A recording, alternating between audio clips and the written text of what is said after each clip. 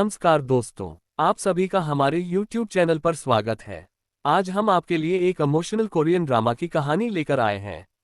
कृपया इस वीडियो को अंत तक जरूर देखें, क्योंकि जैसे जैसे कहानी आगे बढ़ेगी, ये और भी अधिक इंटरेस्टिंग होती जाएगी।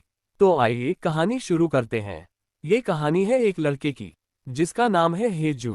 हेजू इस दुनिया में बिल्कुल अकेला पैदा हुआ। उसे कभी अपनी माँ का प्यार नहीं मिला, न ही पिता का सहारा। उसे ये तक नहीं पता कि उसके माता पिता कौन हैं। बचपन से लोग उससे कहते आए, तुम एक गलती हो, इस दुनिया में तुम्हारा कोई स्थान नहीं। ये बातें उसके दिल में बैठ गईं। इसी कारण वह लोगों से दूर रहने लगा, और जिंदगी से भी। जब हेजू बड़ा हुआ, तो वह बहुत कम बोलने लगा। हमेशा गंभीर रहता। लोग उसे रूखा और स्वार्थी समझते थे, लेकिन सच ये था कि उसके दिल में केवल खालीपन था। वह कहता था, मैं इस दुनिया का हिस्सा नहीं हूँ। इसी कहानी में आती है एक लड़की, जिसका नाम है जो जेमी। वह हमेशा मुस्कुराने की कोशिश करती है, लेकिन अंदर से वह भी बहुत दुखी है। हे जो और जेमी एक दूसरे को पहले से जानते हैं। कभी उनके बीच प्यार था, और कभी केवल मजबूरी। जेमी की शादी उसकी इच्छा के बिना तय कर दी जाती है। वह शादी खुश होकर नहीं, बल्कि मजबूरी में करने जा रही होती है। उसकी जिंदगी भी आसान नहीं है।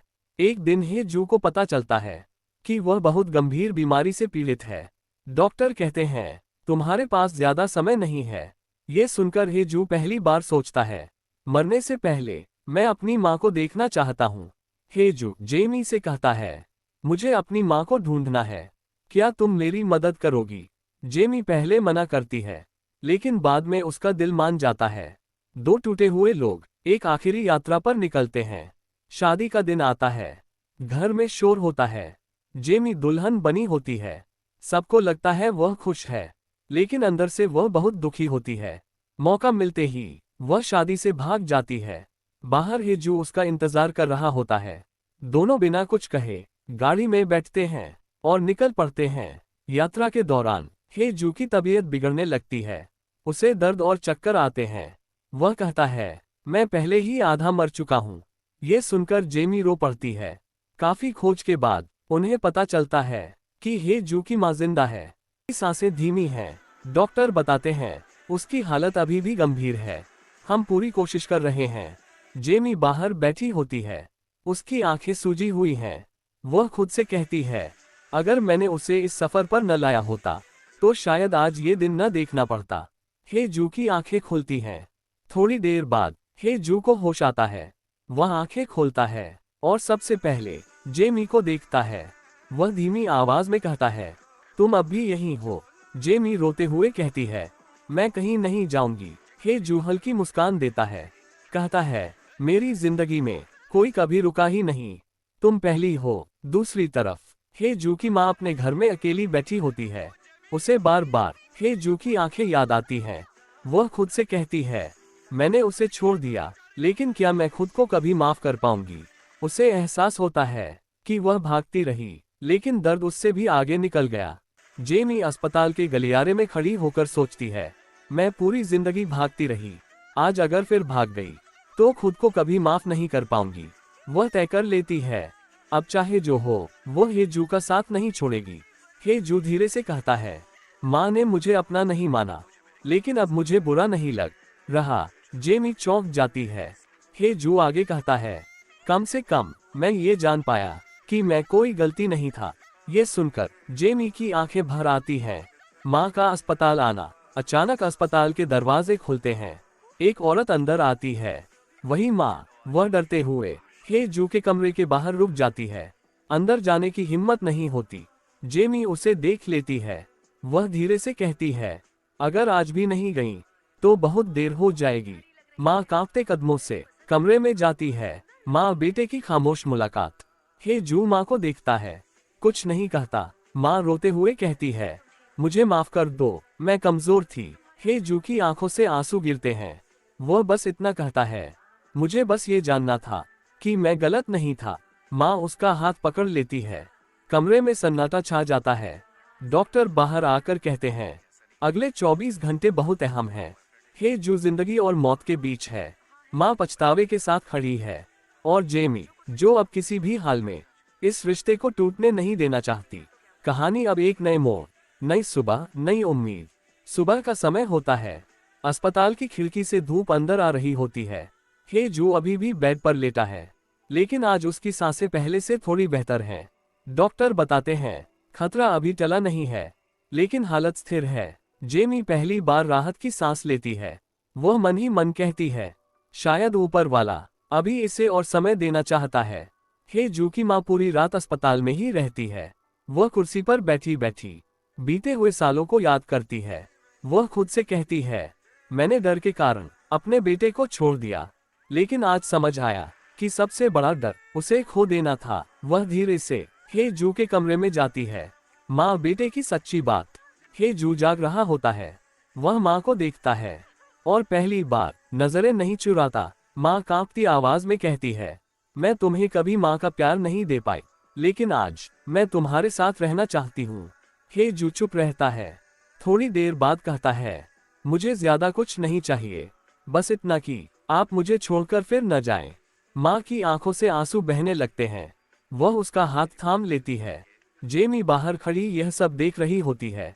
उसके मन में डर है, अगर हे जू ठीक हो गया तो क्या मेरी जगह उसकी जिंदगी में रहेगी। वह पहली बार खुद को असुरक्षित महसूस करती है। शाम को हे जू को व्हीलचेयर पर बाहर ले जाया जाता है। आसमान में हल्के बादल हैं, ठंडी हवा चल रही है। हे जू जेमी से कहे तो हमें तैयार रहना होगा। जेमी का दिल बैठ जाता है। माँ की आंखें भर आती हैं। हे शब्द पहले सुना होता। हे जू धीमी आवाज में कहता है, मुझे बाहर जाना है, थोड़ी हवा चाहिए। डॉक्टर इजाजत दे देते हैं। उसे व्हीलचेयर पर अस्पताल के बाहर लाया जाता है। आसमान साफ है, धूप हल्की है। हे जू मुस्कुराता है। हे जू जेमी का हाथ पकड़ता है, कहता है, तुम मेरे साथ थी, यही मेरी सबसे बड़ी किस्मत है। जेमी रोते हुए कहती है, तुम मुझे अकेला छोड़कर नहीं जा सकते। हे जू हल्की मुस्कान के साथ कहता है, मैं कहीं नहीं जा रहा, बस थोड़ा आगे निकल रहा हूँ। माँ की माफी। माँ घुटनों के बल बैठ जाती है, कहती है, मुझे माफ कर दो, मैंने तुम्हें बहुत दर्द दिया। हे जू धीरे से उसका हाथ पकड़ता है, कहता है, अब दर्द नहीं है, बस सुकून है। माँ फूट फूट कर रोने लगती है। हे जू की सांसें धीमी होने लगती हैं। मशीन की आवाज तेज हो जाती है। जेमी उसका हाथ और कसकर पकड़ लेती है।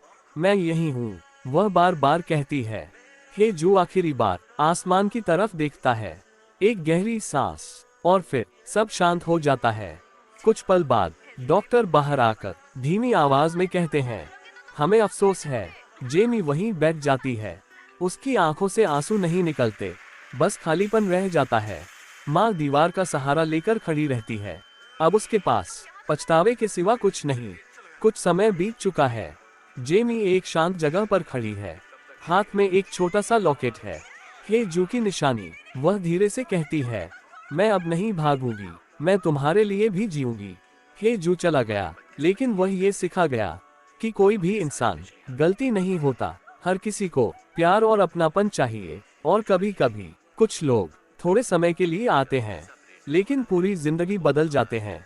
अगर आपको ये पूरी कहानी पसंद आई हो तो वीडियो को पसंद करें, चैनल को सब्सक्राइब करें और कमेंट में लिखें आपको कौन सा सीन सबसे ज्यादा छू गया। मिलते हैं एक नई कहानी के साथ। धन्यवाद।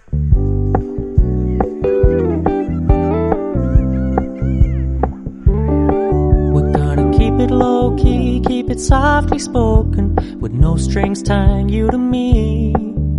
I'm happy in your company with no emotion, 'cause my love deserves to be free.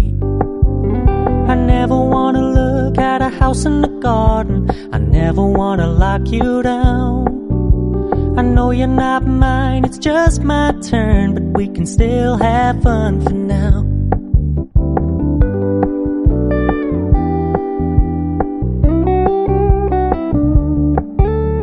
Told me you don't really do commitment, trust me, consider your message received. When you said you couldn't take us too seriously, I must admit I was relieved. 'Cause I never wanna play happy families with you, but I like having you around. I'm fully aware this is a flash in the pan, but we can still have fun for now.